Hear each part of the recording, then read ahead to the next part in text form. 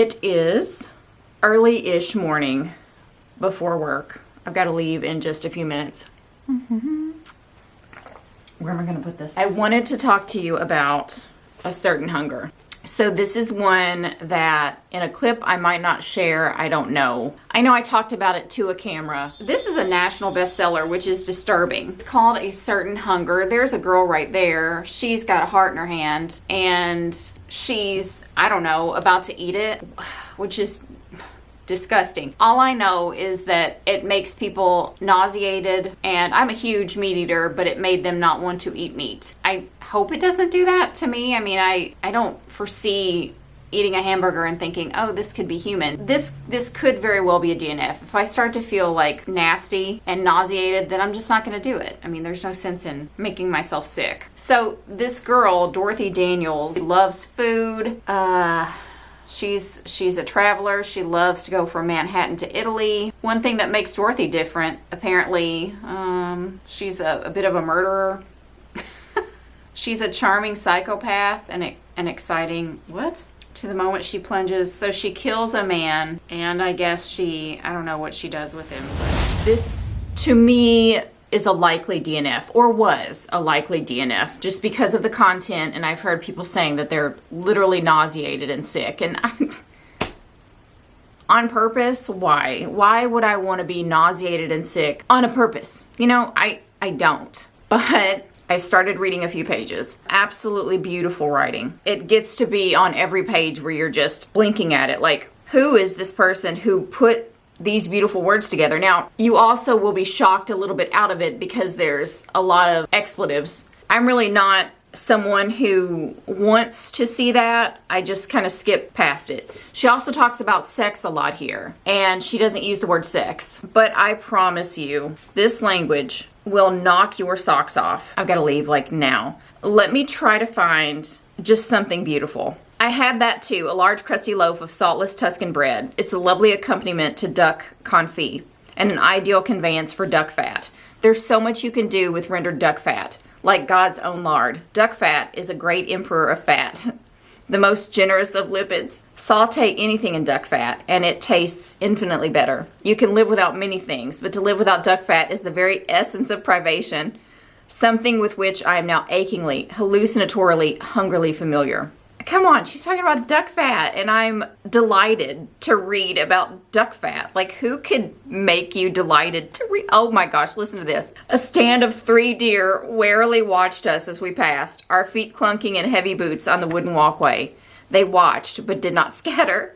The deer in Fire Island are so cheeky, insouciant in the way of West Side Story jets, standing their ground, cigarettes rolled in their shirt sleeves, whistling a tune, singing an expletive-free song of defiance. Someone could so easily shoot them. Venison steak is best cooked rare and served with cherries, figs, or forest berries. Some meats do enjoy sweet things. So it's so beautiful, so evocative, but then also so funny. Like the deer just like, with cigarettes rolled in their shirt sleeves, whistling a tune. Come on, this is great. This is absolutely great. Even though she's annoying me with some of this like man-hating stuff, man, I'm loving this language. Let me find something that was quite annoying. She's talking about men and the things that they can do for you. Talking about being intimate with them, being intimate and having those experiences can be a dime a dozen, but she says, we so rarely get to see them die. It has been my greatest gift and my most divine privilege. Now, I'm all about free speech, write and say whatever feels right to you. So I'm totally okay. I'm not going to DNF this just because this could be like a man-hating person. I don't hate men. I love men. I love what they do for our society, in our homes. I've had so many wonderful men in my life. I've got a wonderful brother. I had a wonderful dad. I have a wonderful man. We so rarely get to see them die. It has been my greatest gift and my most divine privilege. You know, I gotta go. I really can't right now, but I can't wait to get home and read this. I hope I don't have to DNF this. Anyway, I'm gonna try to have a really good, calm, peaceful day, and I hope you are able to do the same. Calm, peace, it's not worth it. This world does not matter. Let's think about things above. Bye. So I'm out here taking the dog's potty, again. I feel like they're using me for treats. Clemmy just wants to be outside doing whatever, anything. As long as it's hot, she's happy. She's a Chihuahua, we think. Chihuahua mix, certainly. I just had lunch. I've been working all day, as people do. I can feel myself getting anxious and overwhelmed. I'm not quite sure why. I'm up to date on the things I have to do. I've got new responsibilities, new information to process, places to go, things to do. And it's coming all at once instead of like, a few a month. I'm just going to try to be calm, take it slow, enjoy today for what it is, and not let some sort of hidden, unrealized anxiety fester. And just try to remind myself that there's really no reason to be anxious. I just get anxious over new things. That's just the way it is. I pray about it, and that definitely helps. Just giving it to God. But I'm also human, and I let it creep up, or I'll feel it. My shoulders getting tight, my neck's starting to hurt, and my thoughts scattering and not really able to concentrate on one thing or enjoy just going out for a small walk or my coffee. And that's when I know that it's happening. But, it's all about growing as a human. This channel is all about books and reading. But it's also about slow living, being mindful, being in the present, things that we all need to do, and just sharing my journey of that here and there, because that's what I like to watch on YouTube. Now I have to corral these cats. They're dogs, but it's like herding cats to get them back in sometimes. So let's do it. Let's go.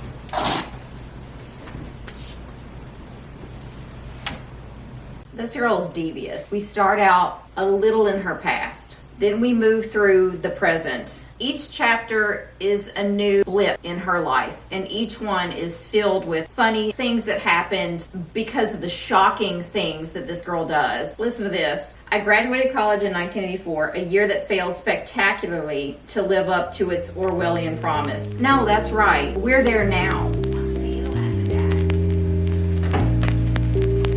You're gonna have to wait.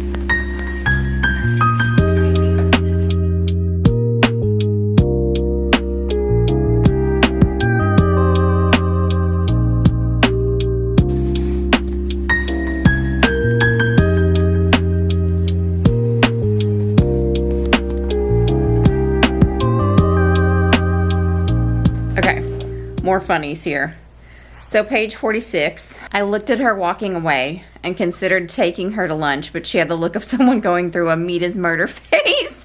Intrigued as I was, I couldn't stomach the idea of sitting in a cafe that smelled like unwashed anarchist, listening to Tinder, nay Joanne, talk about feminine energy while a plate of tofu scramble slowly congealed in front of me. There are things that simply won't do, and anything that tries to make tofu something other than what it is, an unappetizing excuse for protein with the texture of boiled pencil eraser and the flavor of brown paper towels wetted with weak tea, is one of them.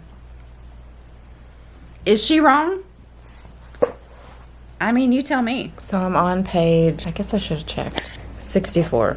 So it's been a really busy week, and I haven't really been reading a lot of this anyway. It's still the word that keeps coming to mind when it comes to men in this book and masculinity in general is very pejorative.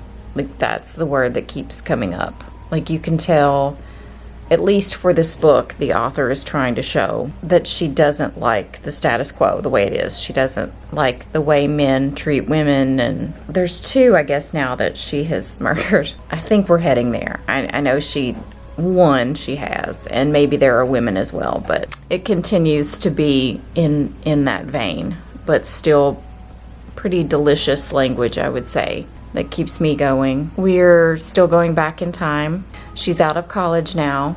We've had a glimpse into her family a little bit, and that's sort of interesting, sort of not. Thankfully very short, brief, just a few paragraphs. I'm feeling distracted by the fact that there's sunscreen on my face, and there has been since 7:30 this morning. I'm also feeling distracted by the dry shampoo in my hair. I'm getting to where I can't stand the feeling of it. I used to not care, and now I feel it. Weird.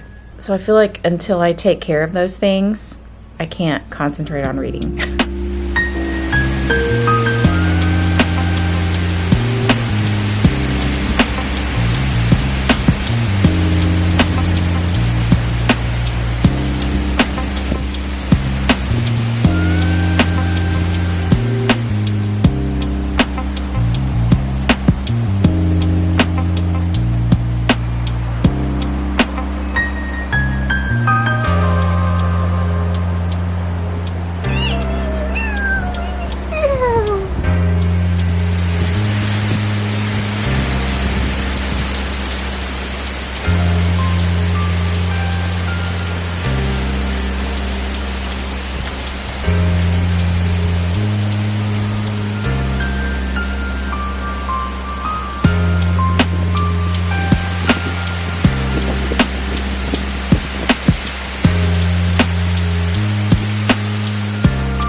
What would you rather see?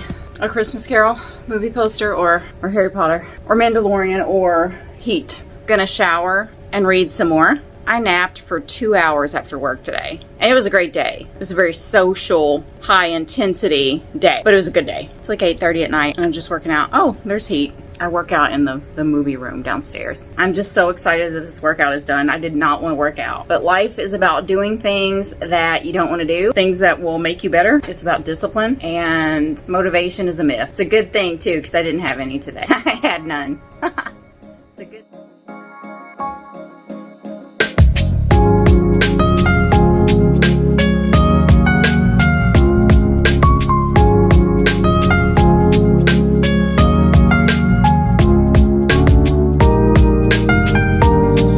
beautiful. Hogsmeade. Don't you wish you could just walk around Hogsmeade? Got my coffee. And for this book, I have been using readers. I don't have a prescription, but I have been using readers because the text isn't terribly small, but it's just, I found that it's so close together, so compact, that I can feel my eyes straining to whatever the eye doctor said my eyes do that cause headaches. So I'm using readers. All right, let the reading begin.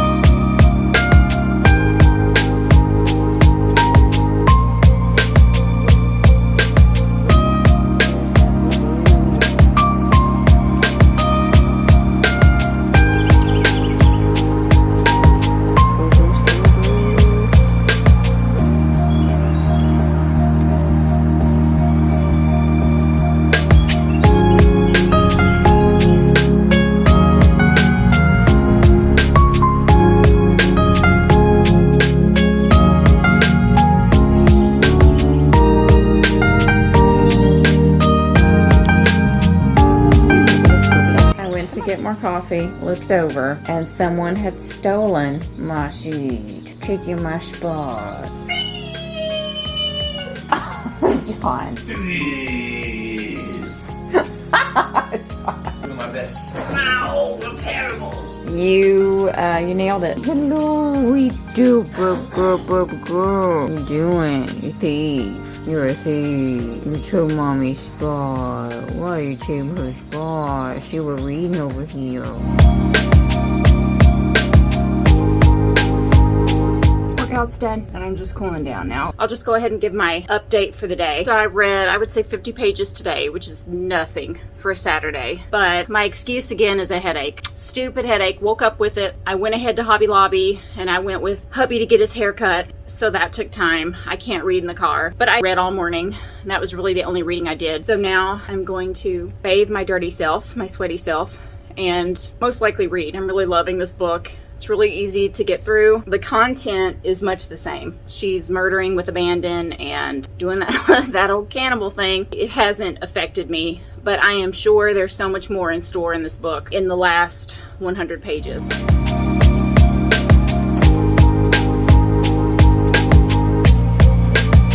Ooh, a hobbit hole. Doesn't everyone want to live in a hobbit hole? I do. That has Lord of the Rings music. That will take me out of my book. Sure enough.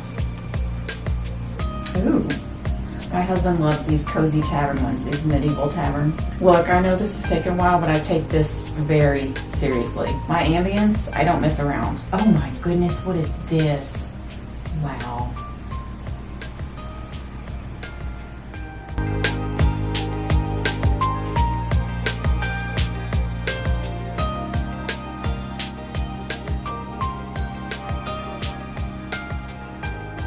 Here they are, best friends, hanging out together as they always do. Well, I finished it. A Certain Hunger by Chelsea G. Summers. So as I probably said, this is about a food critic.